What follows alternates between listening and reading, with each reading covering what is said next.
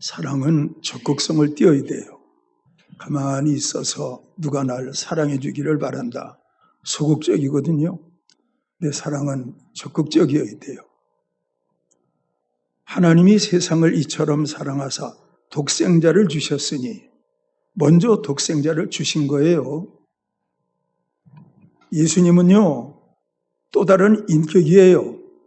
그러므로 예수님이 하나님께서 세상에 보내셨을 때 예수님이 거기에 대해서 당신의 어떤 의견을 말할 수도 있는데 그 예수님이 사랑의 적극성을 가지고 이 땅에 오셨고 병자를 고치셨고 귀신을 내어 쫓으시고 죽은 자를 살리셨고 하나님 기뻐하시는 온갖 일을 하시고 병 고치고 죽은 자 살리고 귀신 쫓고 이런 것도 사랑이거든요.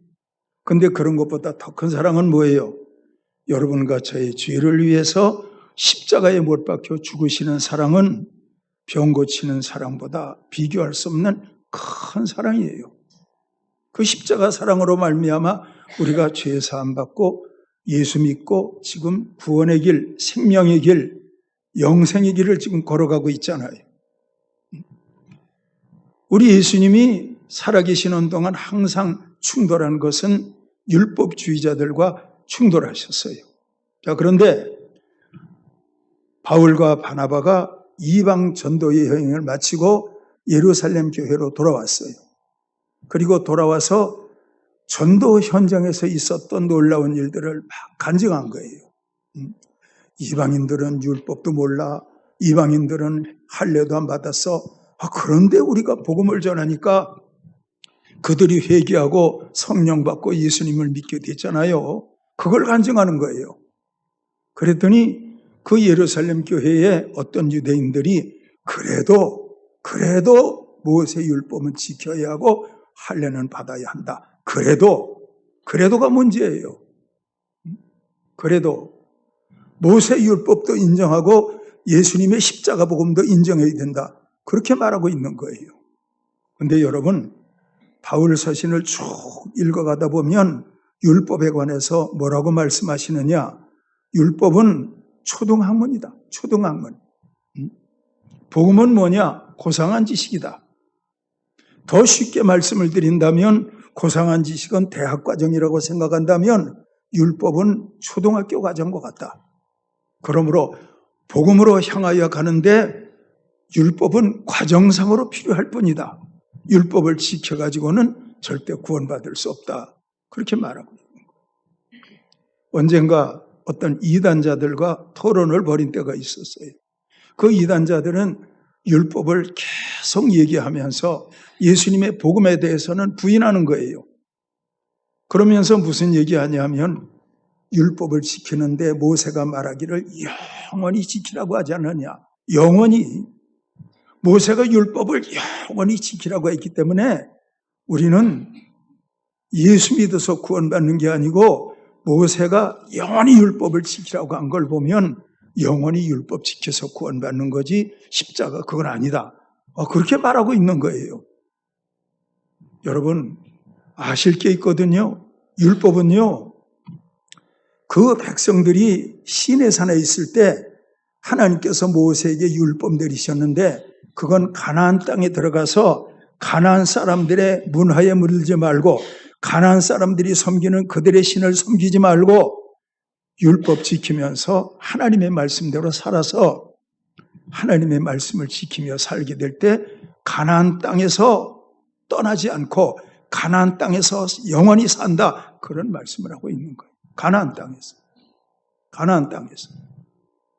자, 그러면 모세가 그 율법을 가나안 땅에 들어갈 그 백성들에게 두 돌판을 통해서 가르치고 또 율법의 613가지를 다 가르쳐서 백성들을 세웠는데 그 백성들이 율법 지켰느냐? 율법 못 지켰어요. 누가 율법을 못 지켰느냐? 솔로몬 때부터 율법은 무너지기 시작한 거예요. 여러분, 솔로몬이 1000번째 쌓고 기도해서 하나님께 지혜를 얻은 거 여러분들 다 아시는 바잖아요.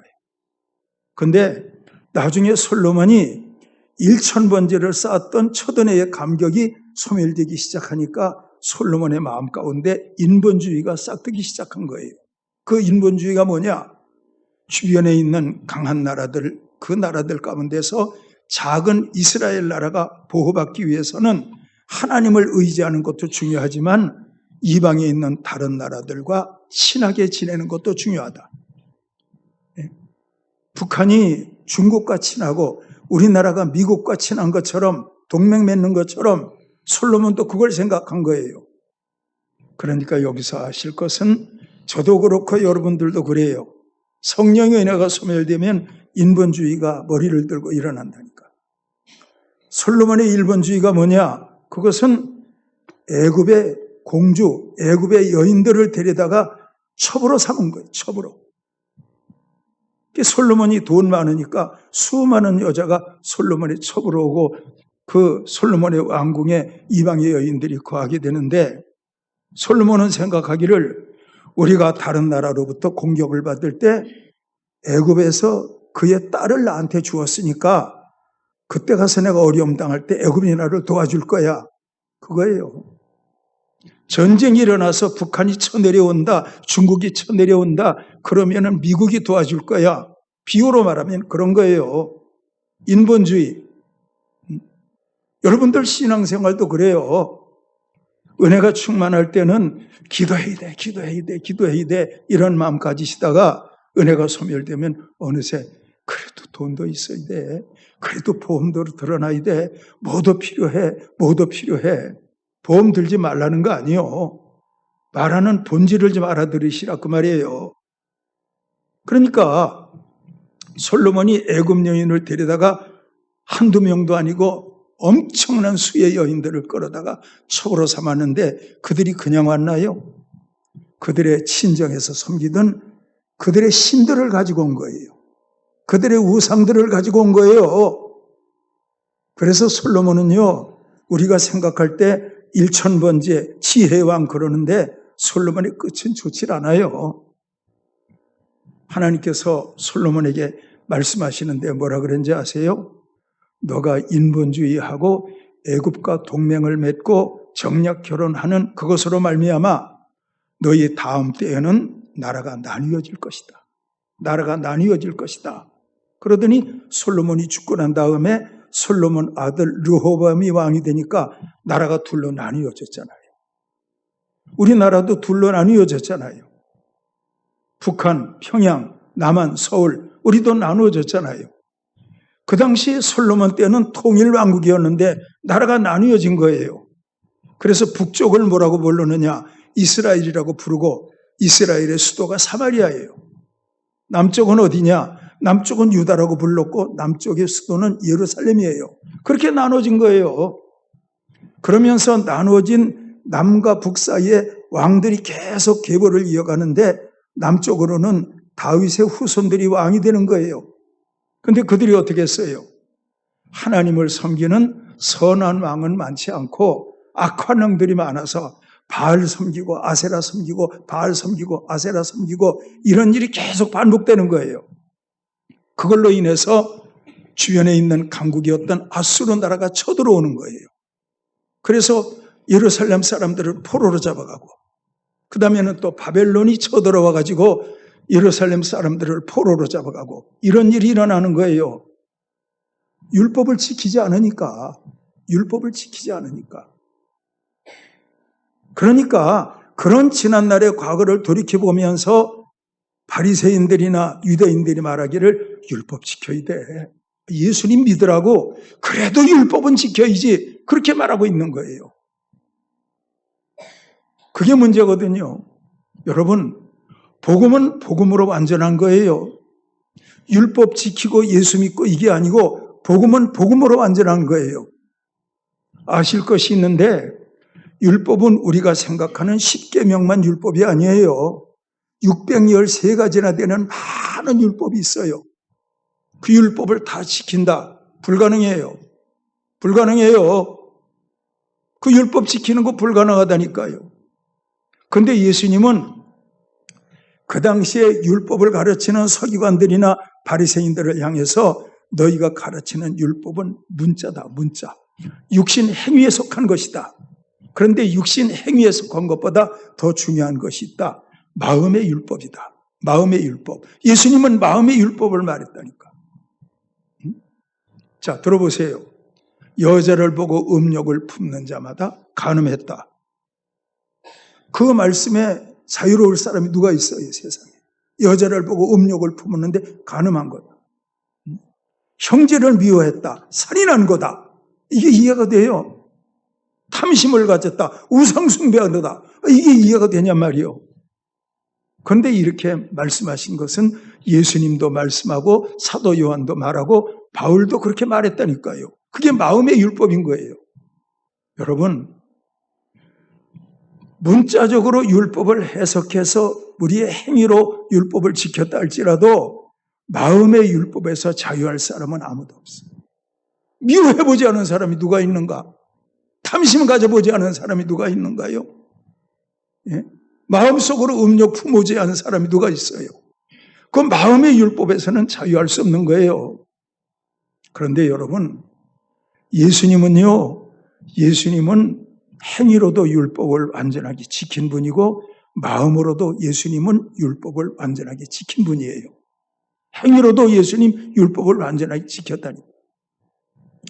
여러분과 저가 문자적으로 행위적으로 율법을 제대로 지킬 수 없는 것은 우리는 아담의 죄성을 타고났기 때문에 율법을 지킬 수 없는 거예요. 아담의 죄성을 타고났기 때문에. 더군다나 마음의 율법 더 지키기 어렵죠. 탐심 안 가지고 온 사람이 누가 있어요. 그런데 우리 예수님은요, 율법을 완전하게 지킨 예수님이에요. 골로새서 2장 가운데 있는 말씀을 보면 그 예수님은 태어날 때부터 하나님의 신성으로 충만했다. 하나님의 신성으로 충만했다. 아담의 원죄성으로 충만한 우리가 아니고 예수님은 태어날 때부터 하나님의 신성으로 충만했다. 하나님의 신성이 그 안에 거하시고 성령으로 잉태되셔서 태어나신 예수님이잖아요. 그러므로 예수님은 태어날 때부터 죄와 상관없는 몸으로 태어났어요. 그러므로 예수님은 마음으로도 율법을 지킨 분이고 행위로도 율법을 완전히 지킨 분이에요. 그 예수님이 여러분과 저의 죄를 위해서 십자가에 못 박혀 죽으셨어요. 죄값은 사망. 우리가 우리의 죄 때문에 죽은 게 아니고 예수님이 십자가에 못 박혀 죽은 것은 우리의 죄 때문에 죽으신 거예요. 그분은 죄가 없지만, 그러나 예수님의 십자가의 죽으심이 우리의 죄 때문이라 할지라도 죄값은 사망, 그 율법의 요구를 충족시키기 위해서 예수님이 십자가 지고 죽으신 거예요. 그래서 요한복음 19장에서 예수님께서 십자가 지시고 운명하시기 전에 다 이뤘다. 그게 뭔데요? 내가 율법 다 지켰어. 행위로도 지켰다고. 그리고 모든 사람들의 죄를 위해서 십자가 죽는 것으로도 내가 율법을 지켰어. 다 이뤘다. 그리고 영원히 돌아가시니라. 다 이룬 거예요. 요한복음 6장에 그 예수님이 무리들에게 뭐라 그랬어요? 나를 먹으라. 나를 마시라. 나를 먹으라. 나를 마시라. 내가 참된 음료야. 내가 생명의 떡이라고. 나를 먹고 나를 마시라고. 그러므로 율법을 지키는 것은 너무너무 힘든 거지만 예수님을 먹는 건데 얼마나 쉬워요. 예수님을 마시는 건데 얼마나 쉬워요. 영접하기만 하면 되는데. 그럼에도 불구하고 오늘날 그 예수님을 영접하기 싫어서 교회 나오기 싫어하고 예수 믿기 싫어하는 사람들이 얼마나 많아요. 그건 왜 그래요? 그들 마음 가운데 불순종의 영이 역사하기 때문에 예수님의 이름을 영접하지 못하도록 마음속에서 반대하는 거예요. 그러니까 예수님 믿지 못하는 거예요. 이렇게 생각하면 여러분들 주변에 아직 예수 믿지 않는 분들을 향해서 교회 나가셔야 돼. 우리 같이 믿고 천국 가야 되잖아. 당신 우리 애들 낳고 지금까지 행복하게 살았잖아. 천국도 같이 가야 되잖아. 그랬을 때 그분들이 여러분들이 하는 말을 듣고 그래 다음 주부터 나갈게. 그런 일이 있어요? 그런 일 없거든요. 아실 것은 그들의 마음 가운데 세상 영이 자리 잡고 있기 때문에 거부 반응을 일으키는 거예요. 야곱과 그 가족들을 죽이고 싶은 마음 에서의 마음이에요? 아니에요. 그건 마귀의 마음이에요. 도적질하고 죽이고 멸망시키는 마귀가 주는 마음이 에서의 마음을 주장하고 있다. 근데 야곱이 그 밤에 하나님 만나서 씨름하고 이름 바뀌어졌잖아요. 그랬더니 에사의 마음 가운데 야곱을 죽이고 싶은 마음이 사라져버렸어요. 하나님께서 그 마음의 방향을 바꾼 거예요. 그랬더니 그 에사가 그 이튿날 야곱과 목을 어긋맞고 울면서 내가 너의 앞잡이가 되리라. 성경이 그렇게 나와 있잖아요. 아시겠습니까? 여러분, 제 설교를 잘 한번 들어봐요. 신앙생활은요, 윤리와 도덕이 아니라니까. 신앙생활은요, 모든 것이 영적 사건이라니까. 아시겠어요? 다윗과 골리앗이 싸워요. 그걸 보면서 블레셋 군대는 뭐라고 생각해요? 저건 육체의 싸움이야. 그런데 다윗의 마음 가운데는 뭐라고 생각해요? 이거는 내 안에 있는 하나님의 영과 골리앗이 섬기는 다른 신과의 영적 전쟁이야. 이렇게 하니까 다윗이 이긴 거지. 그래서 신앙생활하면서 모든 문제를 눈이 열려서 영적으로 보면 답은 예수님의 이름 가운데 다 있다니까. 믿으시기를 축원해요. 믿으시기를 축원해요. 모세 율법 지키고 할례 받아야 된다 이러니까 베드로가 일어나서 그들에게 말하는 거예요. 여러분, 내가 고넬료의 집에 가서 말씀 전했는데 고넬료가 할례 안 받아도 성령 받읍디다. 고넬료가 할례 안 받은데도 성령 받읍디다. 베드로가 전한 거예요. 그러니까 할례 없어도 성령 받을 수 있고 할례 없어도 천국 갈 수 있다. 베드로가 그걸 말하고 있는 거예요. 얼마나 놀라운 말씀이에요. 여러분들이 율법 지켜서 구원받는다. 문자적으로 율법을 지킨다. 또 우리가 마음의 율법으로 지킨다. 어림도 없어요. 그러나 감사한 것은 예수가 믿어지면 우리는 천국 가거든요. 예수가 믿어지면. 예수가 믿어지기를 축원해요. 그래서 누가복음은 말하기를 회개하고 복음을 믿으라. 우리 따라해봐요. 회개하고 복음을 믿으라. 그렇죠. 회개하고 복음을 믿으라. 여러분들은 탕자의 비유를 잘 알고 있어요. 탕자가 일찍 재산 분배받아가지고 타국으로 가잖아요. 가서 여자들한테 탕진하고 술 먹고 탕진하고 온갖 못된 짓 하고 다 써버리잖아요.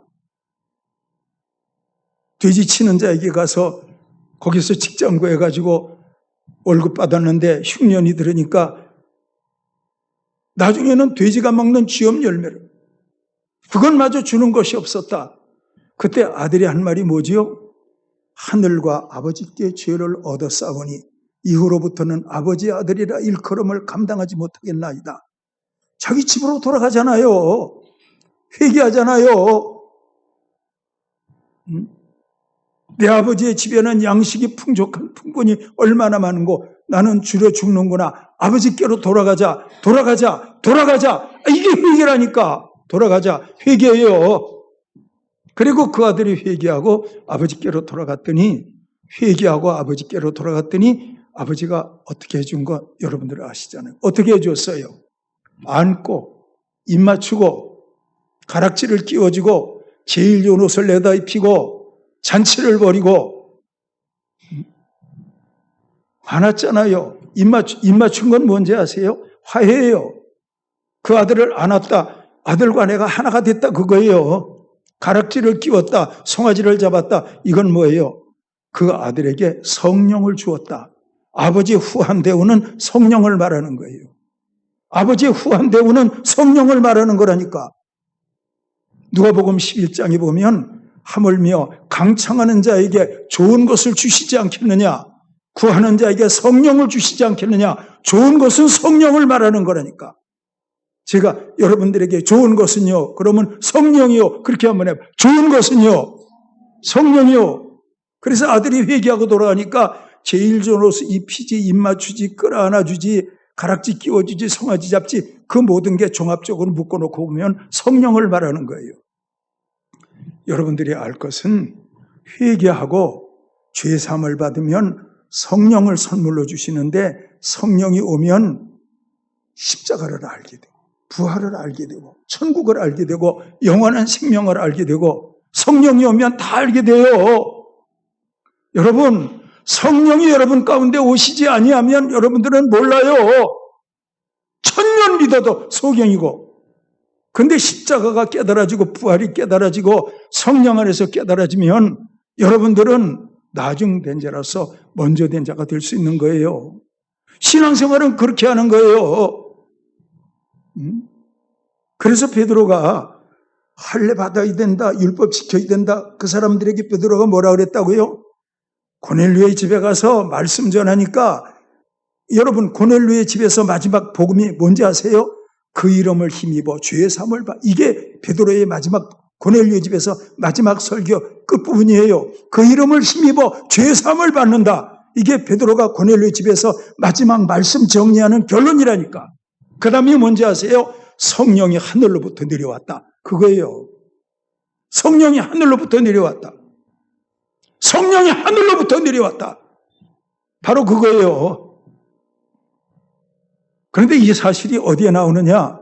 사도행전 2장에 기록되어 있는 말씀을 보면 베드로가 전하는 메시지를 들은 사람이 형제들아 어찌할꼬 가슴 치면서 그러잖아요. 그때 베드로가 뭐라 그래요? 너희가 각각 회개하여 죄사함을 받으면 성령을 선물로 주리니, 죄사함을 받으면 성령을 선물로 주리니, 죄사함을 받으면. 고넬료 집에서 마지막 복음이 뭐예요? 그 이름을 힘입어 죄사함 받는다 하였느니라. 그때 성령이 모인 무리들 가운데 내려왔다니까. 성령이 오면요 다 믿어지게 돼요. 예, 다 믿어지게 돼요. 제가 지난주 한 주간 동안을 지내면서 새벽 예배 전에 기도하는 거 있잖아요. 기도하러 나와서 제가 기도해요. 무슨 기도했는지 아세요? 주님은 2000년 전에 십자가 졌잖아요. 근데 제가 하나님 앞에 은혜 받기를 원해요. 성령 안에서 십자가 사건이 지금 내 앞에 사건으로 믿어지기를 원해요. 예수님, 성령 안에서 부활의 사건이 지금 내 사건이 되기를 원해요. 그래서 지금은 은혜 받을 만한 때요, 지금은 구원의 날이라. 이 말씀이 생생한 언약의 말씀으로 내게 깨달아지길 원해요. 내게만 아니라 하늘사람께 모든 성도들도 예수님을 믿는데 과거 십자가 아니거든요. 과거 부활이 아니거든요. 성령 안에서 성령으로 충만해서 깨달으면 부활이요, 지금 이 시간의 사건이라니까. 십자가가 지금 이 시간의 사건이라니까. 이런 엄청난 사건을 통해서 여기에 기도의 응답도 있고 기적도 있는 거예요.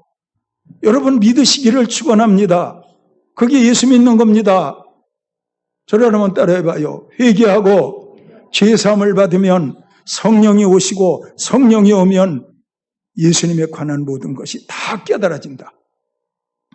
그럴 때 그 설교를 듣는 교회 성도들이 천국 가는 거지, 그 설교 안 듣고 딴 설교 아무리 잘하면 뭐래. 우리 목사님 설교 참 좋아, 참 좋아.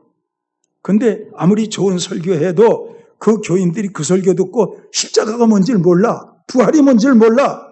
그러면 그 설교는 빗나간 설교예요. 힘이 부족한 저가 전할 때마다 십자가를 전하고 부활을 전하고 성령을 전하는 것은, 저도 긴 세월 동안 깨달은 바가 이것밖에 없기 때문에 이 말씀 전하는 거예요. 예수 잘 믿기를 축원해요. 예수 잘 믿기를 축원해요. 여러분들이 하나님 앞에 온전히 서서 바로 서면 영혼이 잘 되면 범사도 잘 되는 거예요. 그러면 강건케도 되는 거예요. 믿으시기를 축원합니다. 오늘 설교 그냥 결론 지을게요. 예수 잘 믿으세요. 그러면 아멘하고 마무리하겠습니다. 예수 잘 믿으세요. 성령으로 잘 믿으세요. 기도하겠습니다. 하나님 아버지, 감사합니다. 바울과 바나바가 긴 전도 여정을 마치고 돌아왔는데 너무 감사하고 기뻐서 이방인들이 회개하고 돌아온 걸 보면서 흥분하고 기쁘고 감사했는데 어떤 유대인들이 와가지고 찬물을 끼얹습니다. 율법을 지켜야 된다. 할례 받아야 된다. 그렇게 말하고 있는 겁니다. 그때 베드로는 할례 받지 못한 이방인들도 복음 듣고 성령 받았다는 걸 말하면서 할례보다는 복음을 치중해서 모든 것들을 정리합니다. 오늘 이 시간 모든 분들이 성령 안에서 예수 잘 믿게 해 주옵소서. 성령 안에서 예수 잘 믿게 하옵소서. 성령 안에서 십자가 사건이 오늘의 사건이 되고 지금의 사건이 되고 부활 사건이 오늘의 사건이 되고 지금 사건이 되기를 원하옵나이다. 모든 것 감사드립니다. 예수님의 이름으로 기도드리옵나이다. 아멘.